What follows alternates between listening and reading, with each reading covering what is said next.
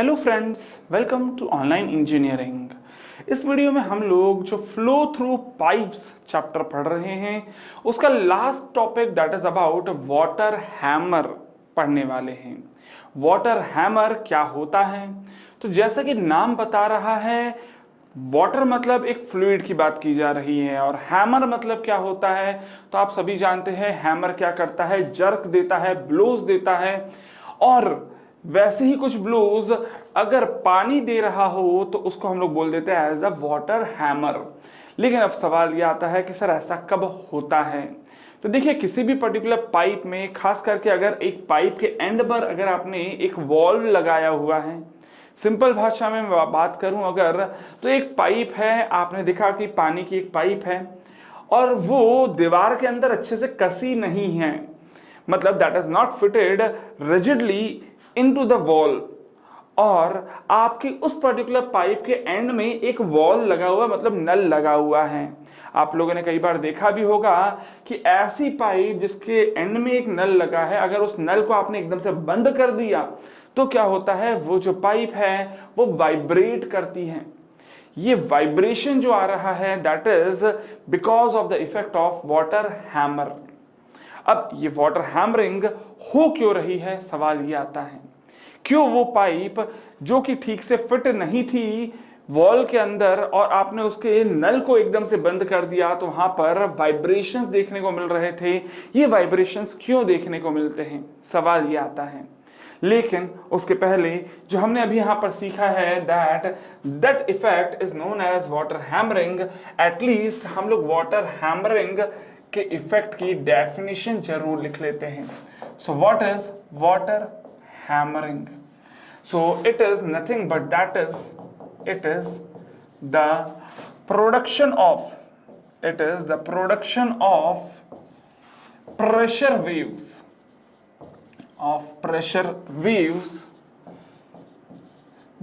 in a pipe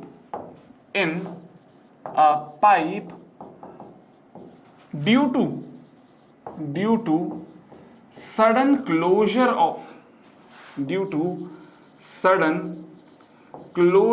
of valve provided at its end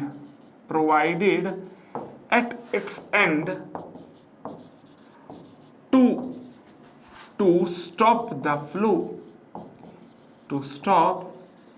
flow of a liquid। खैर generally हम लोग liquid की बात करते हैं तो पानी की ही बात करते हैं, इसलिए नाम पड़ जाता है एज वाटर हैमर। ठीक है, लेकिन अब सवाल ये आता है कि सर ऐसा हो क्यों रहा है? क्योंकि देखिए, अगर मैं बात करता हूं, ये एक पाइप है और इस पाइप के एंड में हमने देखा यहां पर कि एक वॉल लगा हुआ है। ये वॉल पहले क्लोज नहीं था, लेकिन ये पाइप की मैं लेंथ मान लेता हूं एज कैपिटल L है।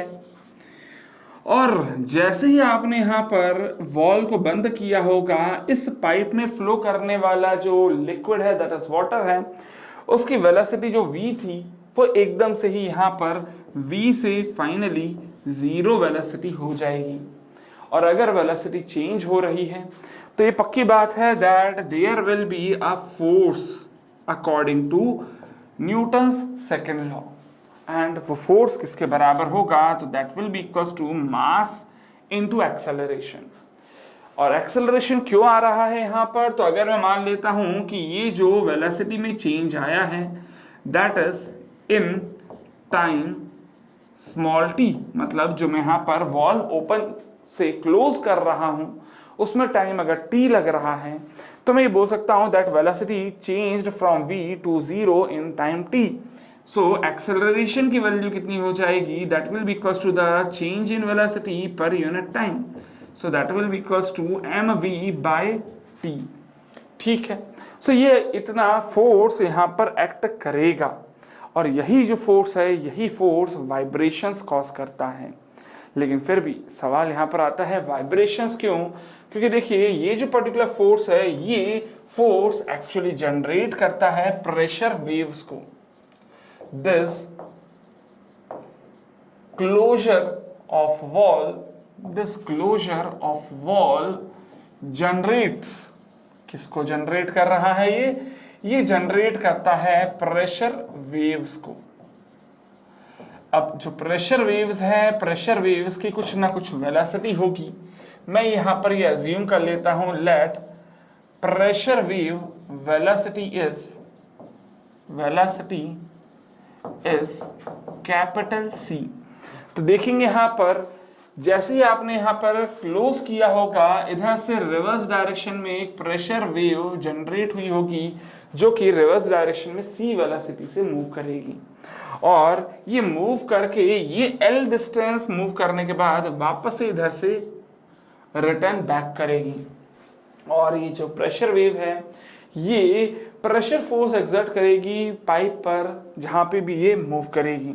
तो एक वहां से इधर से जनरेट होकर एल डिस्टेंस दूर जाने के बाद अगर रिटर्न बैक करती है तो मुझे ये क्लियर दिखता है that pressure wave will actually travel a distance of L plus L. So मैं यहां पर लिख सकता हूं that to return back pressure wave in pipe, it has to travel कितना distance? It has to travel a distance of 2L, a distance of 2L। ठीक है, और अगर मैं मान लेता हूं दैट ये जो पर्टिकुलर 2L डिस्टेंस है, ये 2L डिस्टेंस ट्रैवल करने के पहले ही मैंने यहां पर वॉल्व बंद कर दिया, मतलब प्रेशर वेव के ये 2L डिस्टेंस ट्रैवल करने के पहले ही अगर मैंने वॉल्व बंद कर दिया है तो मैं बोलता हूं that the valve is closed immediately. लेकिन अगर ये प्रेशर वेव यहां से घूमकर वापस आए, उससे ज्यादा टाइम लगता है इस वॉल्व को बंद करने में, देन आप बोलते हो that the valve is closed gradually, मतलब धीरे धीरे आपने वॉल्व को बंद किया है। तो यहां पर मैंने दो पार्ट आपको बताए हैं that closure of valve can be classified into two part और two category. The first category is the gradual closure. Gradual closure कब बोलूंगा? जब time required to close the valve is greater than 2L by C. 2L by C कैसे आया है? तो देखिए ये कितना टाइम लगेगा प्रेशर वेव को वापस आने में वो लिखा है। टोटल प्रेशर वेव को कितना डिस्टेंस ट्रेवल करना पड़ता है वापस आने के लिए, तो L इस डायरेक्शन में और L वापस में।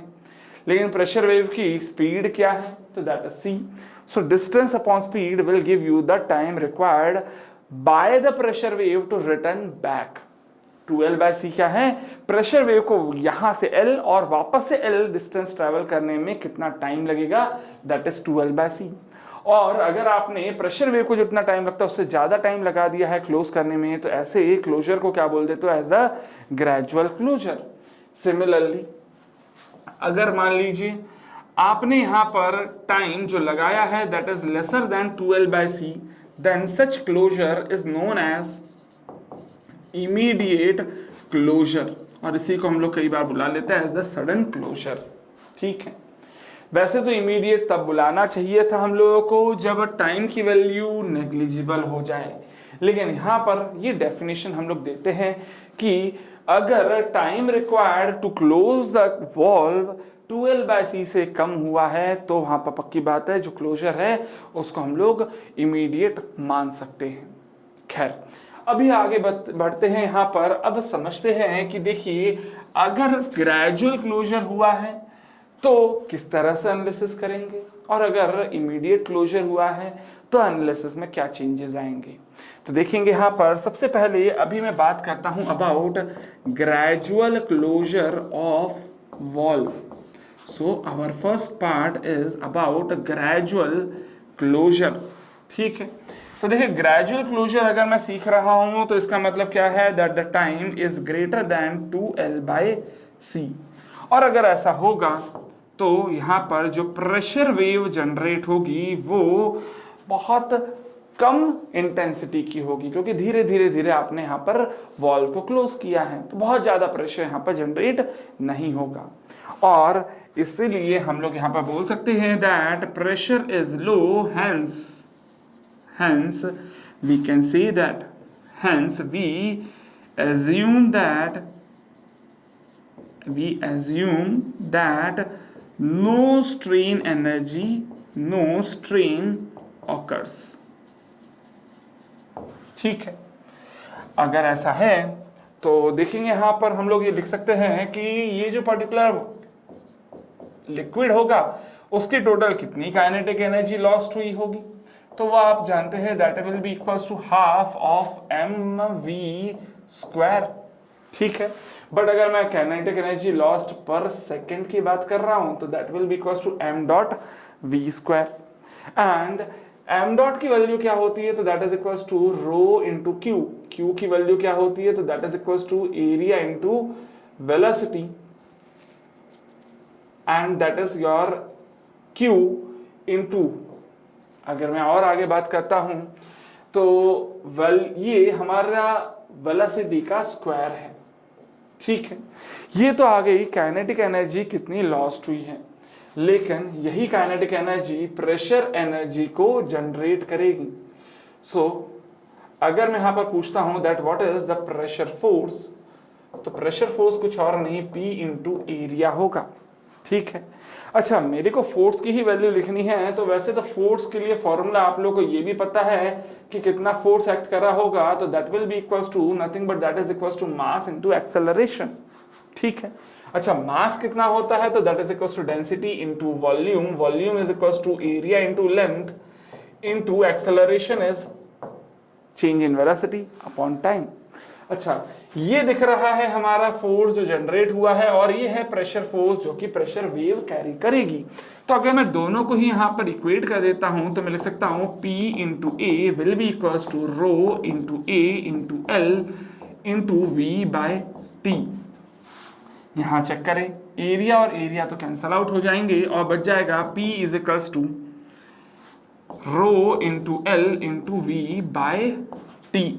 ठीक है, तो देखेंगे यहां पर आप लोगों को प्रेशर की वैल्यू इजीली मिल जाती है, लेकिन अगर मान लीजिए ये प्रेशर है और मैं आपको पूछता हूं that what is the pressure head, so pressure head generated will be equals to क्या हो जाएगा, that will be equals to P by rho G, and it will be equals to, देखिए यहां पर इसको मैं लिख देता हूं as capital H, it will be equals to rho into L V by T into rho G. So that will be equals to LV by GT. So this will be equals to your pressure head. Formula आप लोग यहां पर याद रख सकते हो for the pressure head in case of gradual closure. सिर्फ gradual closure में आप ये प्रेशर हेड का फॉर्मूला याद रख सकते हो। अब खैर ये तो बात हो गई हमारी ग्रेजुअल क्लोजर की। अभी बात करते हैं हम लोग कि अगर मान लीजिए यहां पर सडन क्लोजर होता तो क्या होता। सडन क्लोजर या फिर मैं ये बोल देता हूं इमीडिएट क्लोजर। इमीडिएट क्लोजर, अगर इमीडिएट क्लोजर होगा तो ये पक्की बात है यहां पर स्ट्रेन एनर्जी स्टोर होगी, स्ट्रेन ऑकर होगा।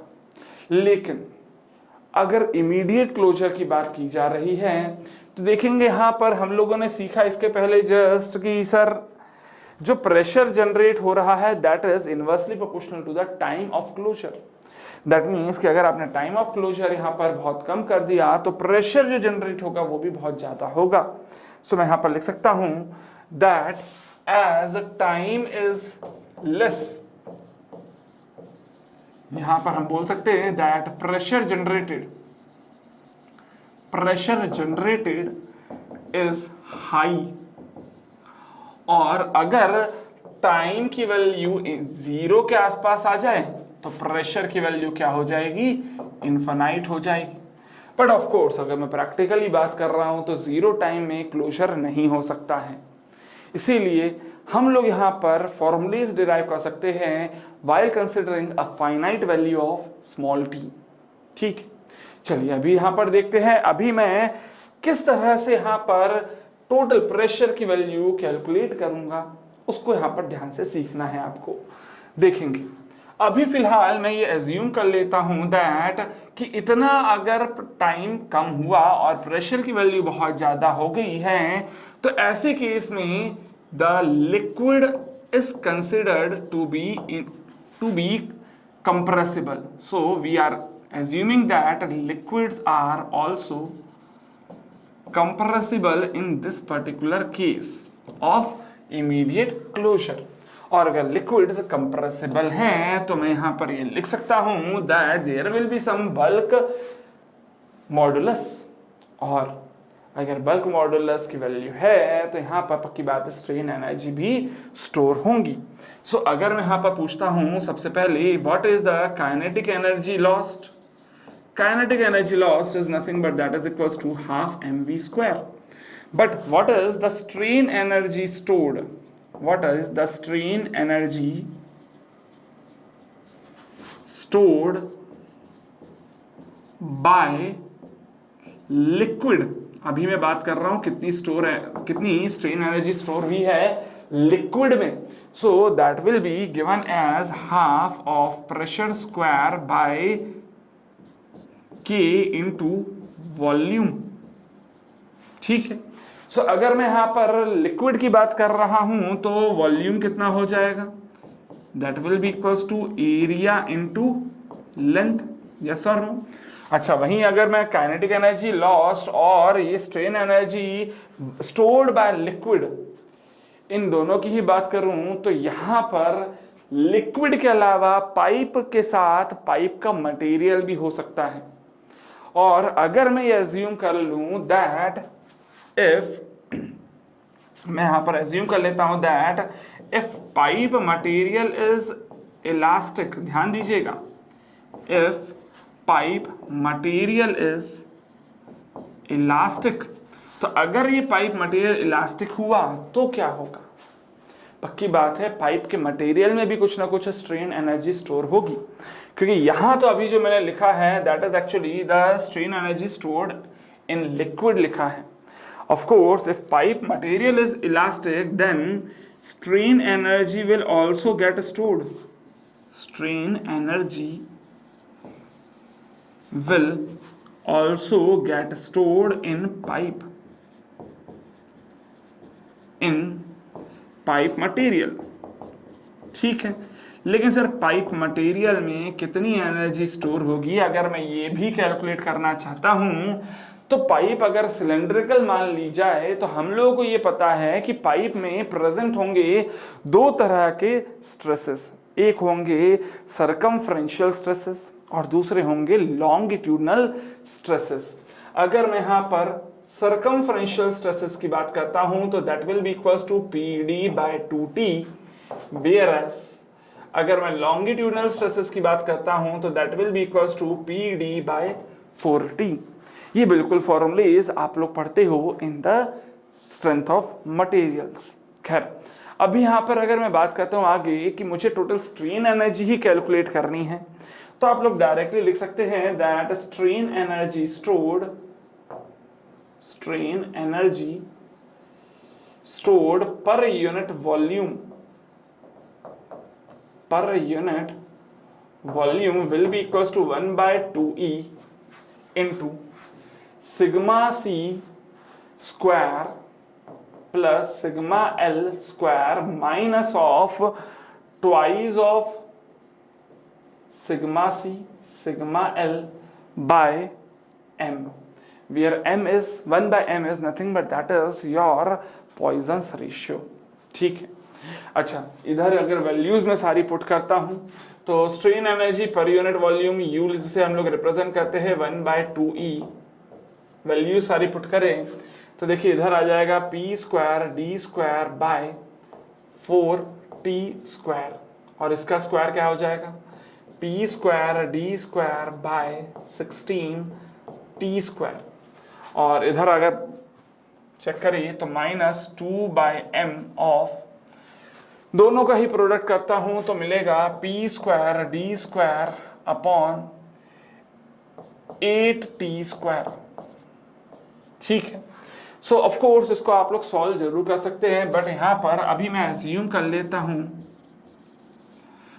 1/m that is your Poisson's ratio value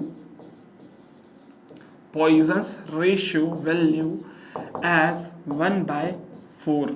ठीक, देखिए ये एक ऐसा पार्ट है जिसमें हम लोग फ्लूइड मैकेनिक्स तो पढ़ रहे हैं, लेकिन अधिकतर पार्ट जो है वो स्ट्रेंथ ऑफ मटेरियल का है, क्योंकि स्ट्रेन एनर्जी कितनी स्टोर होगी ये आप लोग सॉम में स्टडी करते हो। सो अगर आप लोगों ने सॉम में ये पढ़ा है तब तो ठीक है, लेकिन अगर आप डायरेक्टली एफए में पढ़ रहे हो तो ऑफकोर्स काफ़ी कुछ ऐसा होगा जो आपको यहाँ पर समझ में नहीं आएगा। तो इसीलिए मैं प्रेफर करूंगा कि अगर आप ये टॉपिक को समझ नहीं पा रहे हो तो एक बार स्ट्रेन एनर्जी वाला चैप्टर जो हम लोग सॉम में पढ़ते हैं उसको भी एक बार चेक कर लें। खैर, अच्छा, इसी में अगर आप लोग यहाँ पर इस capital U that strain energy पर यूनिट वॉल्यूम को कैलकुलेट करते हो तो ये वैल्यू आ जाती है हमारे पास as P² D² / 8E T²। ध्यान दीजिएगा, ये जो पर्टिकुलर वैल्यू है D² आएगा, ये वैल्यू है आपकी स्ट्रेन एनर्जी पर यूनिट वॉल्यूम। अगर मैं टोटल स्ट्रेन एनर्जी लिखना चाहता हूं तो यहां पर अगेन मैं वापस लिख सकता हूं that what will be the strain energy stored in pipe material. Total अगर मैं कैलकुलेट करता हूं तो देखिए यहां पर हम लोगों ने लिखा P² D² / 8E T² into volume of pipe material लिखना पड़ेगा। अच्छा, एरिया ऑफ पाइप मटेरियल कितना होगा तो that will be equals to πd into small T, yes और नो, इंटू लेंथ कर दूंगा तो मेरे को वॉल्यूम मिल जाएगा। ठीक है, इसी को अगर मैं कैलकुलेट करता हूं आगे तो मैं लिख सकता हूं P² into D² into L/8ET। ठीक है, अच्छा एक और साथ में यहां पर D भी आएगा, πd, यहां पर सिर्फ T कैंसिल करा है, इसी को मैं वापस से लिख सकता हूं as P² into D into L upon 2ET। देखिए मैंने यहां से नीचे से 4 लिया है इस तरफ, और इधर से दिख रहा है पाई और इधर से D² ले लिया है। अच्छा, πd²/4 क्या होता है, एरिया ऑफ योर पाइप। तो इसको मैं लिख सकता हूं P² into ADL/2ET will be your strain energy in pipe। ठीक है, सो अगर मैं टोटल जो स्ट्रेन एनर्जी स्टोर हो रही है उसको मैं अगर इक्वेट कर देता हूं with the kinetic energy lost, तो देखिए मैं क्या लिख सकता हूं यहां पर that kinetic energy lost will be equals to total strain energy stored। total strain energy stored अगर ये लिखूं मैं यहां पर तो मैं लिख सकता हूं दैट, देखिए काइनेटिक एनर्जी टोटल कितनी लॉस्ट हुई है तो that is nothing but that is equals to ½ mv², और मास क्या होगा ρA into L into V² is equals to strain energy stored total दो जगह हुई है, एक हमारे लिक्विड में हुई है और दूसरी हमारे पाइप मटेरियल में हुई है। पाइप मटेरियल में कितनी हुई वो हमने यहाँ पर लिखा है that is equals to P² into A into D into L by 2ET, है ना। और अगर मैं यहाँ पर फ्लूइड में चेक करता हूँ तो लिक्विड के अंदर कितनी स्टोर हुई है तो that is equals to ½ P² into by K into A into L। So इधर लिख देता हूं ½ of P² into A into L by K। ठीक है, अच्छा देखेंगे यहां से क्या क्या कैंसल आउट हो सकता है। AL कैंसल आउट हो जाएगा, 2 कैंसल आउट हो जाएगा, AL और ये 2 कैंसल आउट हो जाएगा। इसी को फर्दर आगे लिखते हैं। सो इधर लिख देते हैं हम लोग यहां पर as ρ into V² is equals to, देखिए लेफ्ट हैंड साइड में सिर्फ ρV² बचेगा, इधर क्या बचेगा P² into D bye 2ET plus इधर देखिए क्या बचेगा P² बाय K। ठीक है, अच्छा P² को एक तरफ कर देता हूं तो क्या बचेगा ρ into V² upon D upon 2ET plus 1/k। ये तो देखिए पी स्क्वायर की वैल्यू मिल गई। अच्छा, यहाँ पर एक और बात ध्यान देंगे कि अगर मैं इसी को आगे फर्दर सॉल्व करता हूँ, अच्छा देखिए यहाँ पर 1/2, इधर 2 शायद मिटाया नहीं था, इसको वापस से यहाँ पर मिटा देते हैं। ठीक है, तो ऑलरेडी सब जगह से 2 कैंसिल हुआ था, तो यहाँ से भी 2 कैंसिल होना चाहिए था, इसको 2 कैंसिल कर देंगे। सो यहाँ से अगर मैं p के लिए इक्वेशन लिखता हूँ तो that will be equals to क्या बन जाएगा, देखेंगे अंडर रूट ऑफ v बाहर आ जाएगा, अंदर बच जाएगा rho upon d/et plus 1/k। ये देखिएगा यहाँ पर फाइनली आप लोगों को एक इक्वेशन मिल जाती है for the pressure that is generated due to the water hammering effect. ठीक है, पर यहाँ पर ये ध्यान दीजिएगा, मैंने स्ट्रेन एनर्जी लिक्विड में भी और साथ ही साथ हमारे पाइप मटेरियल दोनों में ही स्टोर करवाई है। दैट मीन्स इसमें हमने ये एज्यूम करा है that pipe material is elastic, pipe material is elastic. ठीक, so of course pipe material अगर इलास्टिक है तो ये फॉर्मूला यहाँ पर आप लोग याद रख सकते हो। लेकिन एक और केस बन सकता है यहाँ पर, क्या केस बन सकता है, that if pipe material is rigid, अगर पाइप मटेरियल रिजिड हुआ तो क्या होगा।